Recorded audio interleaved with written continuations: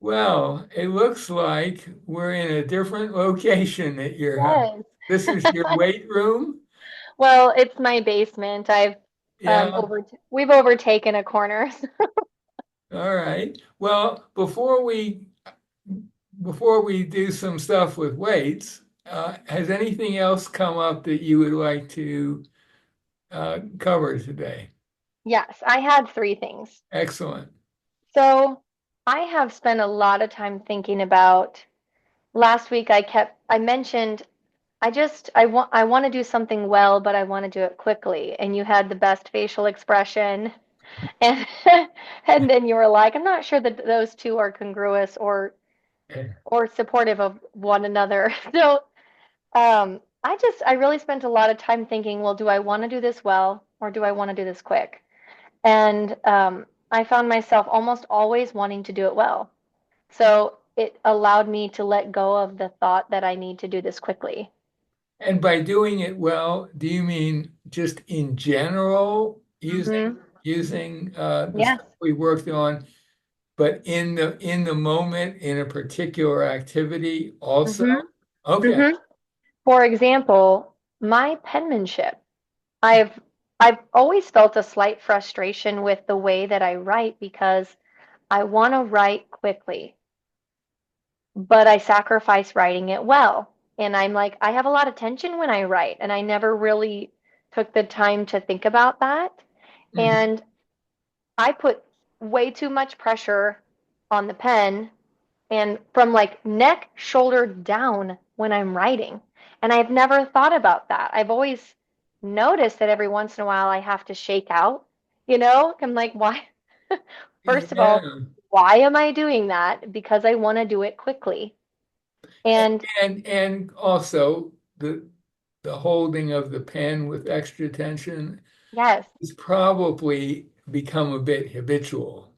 for sure it has. So it doesn't And necessarily have to do with this major quickly, breakthrough you talked about, but it's part of it. Yeah, I mean it's an addition to it, let's say. yeah, yeah, I think so. I think there's layers that I'm kind of peeling off. And so I found myself being intentional, like I write every day, whether I'm journaling in the morning or doing something at work as a teacher. And Mhm. so every time that my pen or pencil even like hit the paper, it was like I realized there was an easier way. And I think now, after talking out loud with you, I realize the next thing that I want to try is before I pick up the pencil, before I pick up the pen, do what you taught me with the mug. Like that the steps of now, like imagine yourself picking that up and think a direction while you do it. Mhm. And like I'm not doing, and then you can write, and it's a world. It's like it's different penmanship. My natural penmanship, I've seen it before, but I haven't seen it much in my adult life. I'm like seeing penmanship I haven't seen in decades. Well, there you go. And did you do that little exploration of thinking and stuff on your own? I did. I mean, I So want to you do don't more of need me it. anymore. I mean, that honestly, that is exactly the way this work, I think, should be taught, that you teach someone to do it and they discover various things like this. We Hmm. haven't done anything with writing because Mm-mm. you didn't bring it up, and I figure we had plenty of other things, but there it was. Hmm. And you dealt with it using what Alexander teachers or Uh-huh. like to call constructive thinking. Yay. It's So always I good I to have a do lot. It constructive is. thinking. Oh, Yeah, I have a lot that's a of growth I beautiful want to keep example. practicing with And that. and I know where I notice that kind of pattern in people's writings. Whenever you go to a bank, and somehow this is where I notice it, teller is filling out forms or writing some numbers in a little piece of paper. They look like they're like holding on, like there's so much tension. You think anymore, and that pen's gonna pop open and spray them, you know? That's, Yeah. I wish I could. but I notice it. I notice it. This is something So that that's beautiful. That's I'm really, working on. we don't need to do that. All right, what's the next thing? So the next thing is I was intentional. You told me to use be a little bit more intentional about using directions when I exercise. And the one that the technique I felt was something I needed to do. Well, it was helpful. Was the like before I pick up the weights, just like I was talking about the pencil. Hmm. Imagine yourself picking it up Hmm. and use a direction before you reach down and pick it up. And I noticed the day that there was something you wanted me to pick up off the floor upstairs, It was a and you book, just, a book. yes. Mhm. And you were like, oh, you're going to go back and watch that video and you're going to see the different way you picked that up. Like, that's what's happening when I reach to the ground. It's time to do a deadlift. I pick up the free weights. I bent down differently. Yeah, Like when I paused, I imagined it, said the direction. The way I bent was much differently than I normally do. And so I've yet to make that a new habit. I'm still just kind of slowing myself down to notice it. Um, but that was a big notice of mine. perfect. What Yeah. else you got? Can you top those two?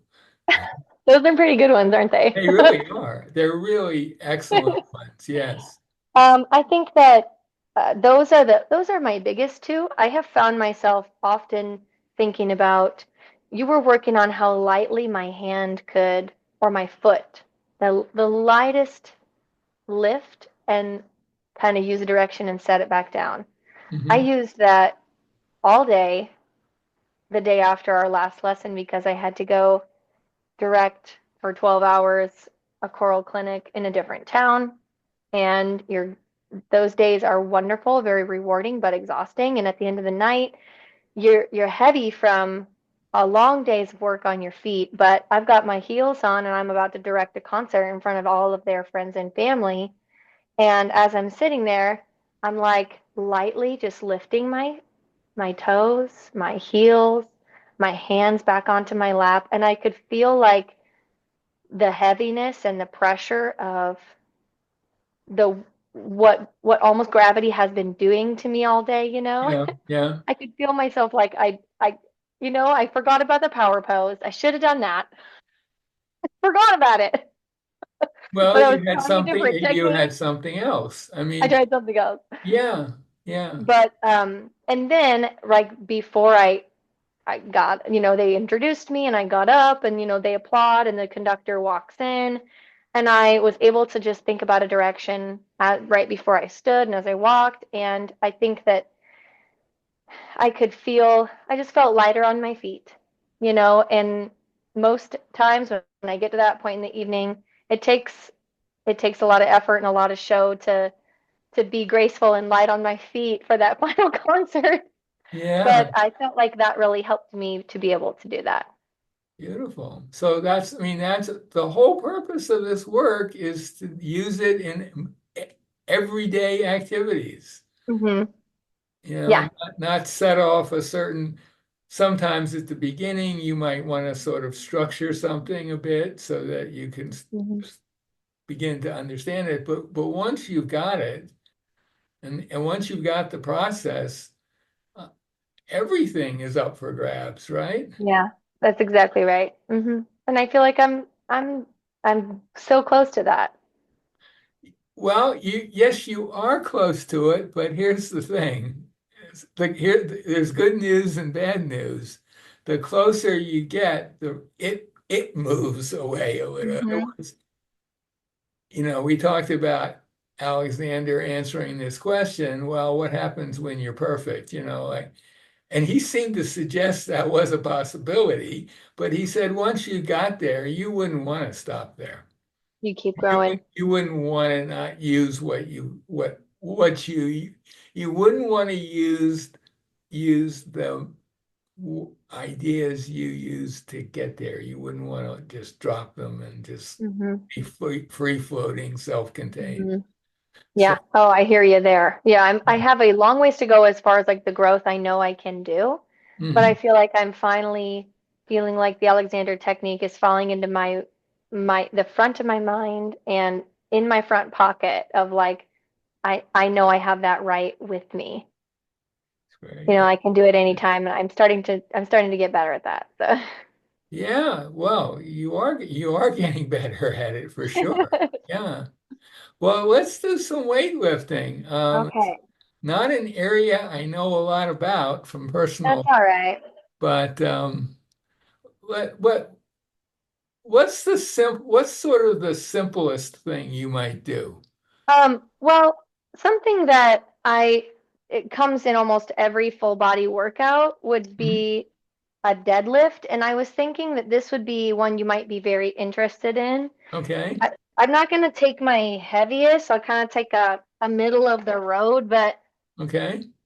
I mean it's not light for me. If you I'm if not a you big could person, stand but a little further back, maybe tilt the screen down just a little, and that way, because I think it'd be good to see your entire body. So, yep. And then, oh, that might be too much. Let's try there. Let's try if you there. need to be able to see head to feet. I want to see. Yeah, that's perfect. Okay. Okay. So there's a couple things.